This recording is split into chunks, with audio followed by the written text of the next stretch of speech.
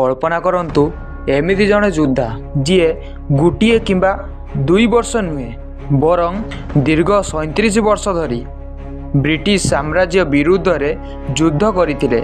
से थिले वीर सुरेंद्र साय, जड़े एमिति वीर जहाँ को धरिया पाई ब्रिटिश सरकार सर्वशक्ति लगाई देउथिले मध्य सेमाने बारंबार विफल हेउथिले। आजिर एई वीडियो रे आमे जानिबा ब्रिटिश सरकार एवं वीर सुरेंद्र सायଙ୍କ अजଣା कहानी। समय 1809 मसीहा संबलपुर खिंडा ग्राम रे जन्मग्रहण करथिले एही वीर। से थिले राज सिंहासनर प्रकृत उत्तराधिकारी, किंतु इंग्रेज माने षड्यंत्र करी गोटे अयोग्य व्यक्ति को राजा बनैथिले, जहाकू सेमाने निज इच्छा अनुसार नचई पारिबे। किंतु वीर सुरेंद्र साय एही अन्याय को स्वीकार कले नहीं। सुरेंद्र साय संबलपुर जनजाति एवं साधारण लोकों को एकाठी करी एक शक्तिशाली सैन्य बाहिनी गढ़िले। मने रखंतु तांकर एही लड़ाई कौनसी व्यक्तिगत गादी किंबा क्षमता पाई नथिला। यह थिला केवल मातृभूमिर सम्मान एवं स्वाधीनता।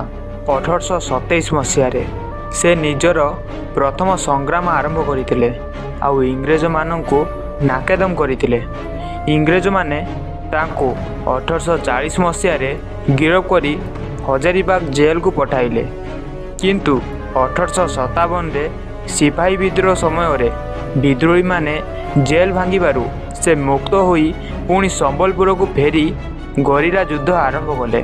जंगल एवं पहाड़ को आश्रय करी से इंग्रेज सैन्य माननकु बारंबार परास्त करुतिले। कुहा जाए सुरेंद्र साय को धरिबा ब्रिटिश सरकार को पाई एक असंभव काम होई पड़िथिला। किंतु दुर्भाग्यवशतः 1864 मसीह तांको गिरफ करा जायतिला। 20 वर्ष काल असीरगढ़ दुर्ग रे रहिबा परे 1884 मसीह प्राणत्याग कले। सुरेंद्र साय बलिदान आमको शिखाए जे संबल कम थाई पारे, किंतु जदि लक्ष्य स्पष्ट एवं संकल्प दृढ़ थिले पृथ्वीर सबुठारु बड़ शक्ति को मध्य हराई दिया जाई पारे।